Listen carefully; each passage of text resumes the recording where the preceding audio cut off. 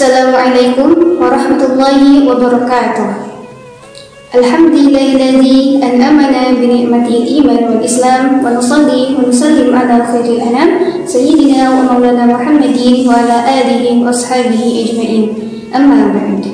Saya Sofia Nur Barokah, perwakilan dari kelas 2C, ingin mengajak antum semua untuk mengulik sedikit tentang rahasia di balik bulan Ramadan.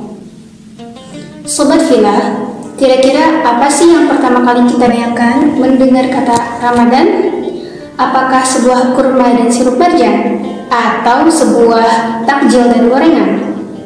Berbicara tentang Ramadan, ini kan kita tiap tahun selalu bertemu dengan yang namanya puasa. Dan bulan Ramadan ini identik dengan yang namanya amal-amal solih lainnya. Tapi kita tahu gak sih makna dibalik nama puasa dan Ramadan ini? Sehingga yang ada di benak kita bukan lagi tentang lapar dan hausnya puasa, melainkan janji dan rahasia yang Allah janjikan kepada kita. Syahrul Ramadan alladzi unzila fihi al-Qur'an. Kata Allah, "Hai orang-orang yang beriman, berpuasalah kamu pada saat bulan Ramadan." Ketika disebutkan Ramadan, maka para pakar bahasa mereka menggali makna dan arti di balik kata Ramadan. Mereka mengatakan bahwa Ramadan berasal dari kata Ramadan, lalu ditambahkan alif dan nun di ujungnya. Sehingga Ramadan ini jika diartikan dalam menurut bahasa, artinya panas yang membakar. Jadi, ketika ada seseorang atau orang Arab misalnya, mereka keluar rumah lalu menemukan cuaca di luar, matahari panasnya sedang terik-teriknya, mereka akan berkata Ramadhati syamsu, Ramadhati syamsu, atau matahari teriknya panas luar biasa. Bisa juga panasnya bertambah berkali-kali lipat sampai bisa menghanguskan benda di sekitarnya, seperti halnya kertas yang dibakar sampai tak tersisa sedikit pun abunya. Kenapa bulan di saat kita berpuasa dinamakan dengan Ramadan? Oleh karena itu, pakar bahasa, pakar hadis, dan pakar Al-Quran, mereka meneliti tentang ayat-ayat Allah dan hadis-hadis Nabi. Mereka menyimpulkan bahwa Ramadan ini memiliki rahasia dan makna tertentu. Apa itu? Yaitu pada saat bulan Ramadan, seakan-akan Allah ingin memberikan kita pesan bahwa semuanya Allah hapus, Allah bakar, Allah hanguskan dosa-dosa kita selaku hambanya dari saat kita mulai balik hingga adanya kita saat ini. Karena itulah orang dulu ketika mereka mendengar kata Ramadan, yang ada di bayangan mereka, yang mereka pikirkan bukan lagi tentang haus dan laparnya puasa, bukan lagi tentang capek atau enggaknya puasa, melainkan mereka membayangkan bahwa ketika saya bertemu dengan Ramadan, dosa saya hangus, dosa saya habis, dan saya terlahir kembali.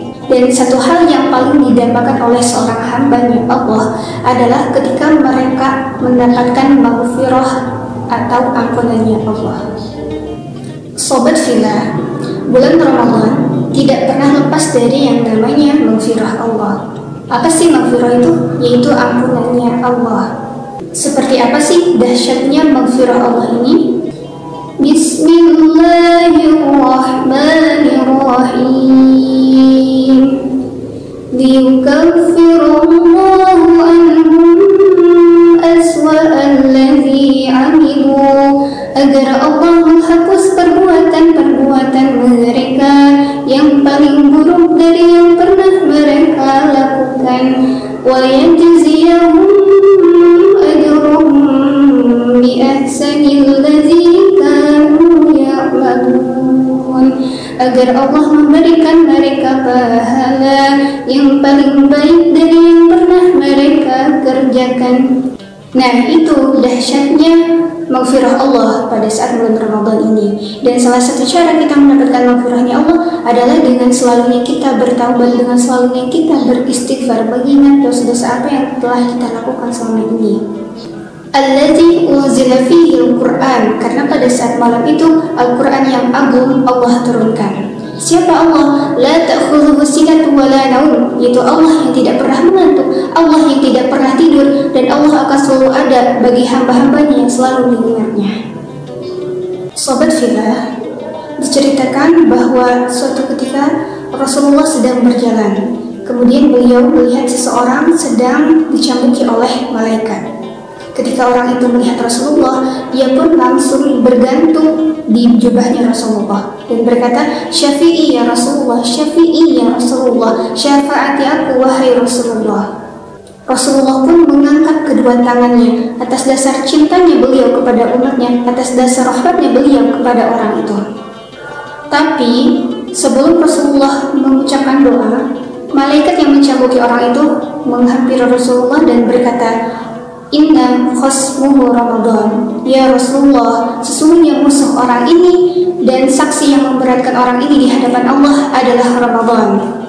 Karena bukan hanya dia tidak berpuasa, malah dia bermaksiat di bulan Ramadan.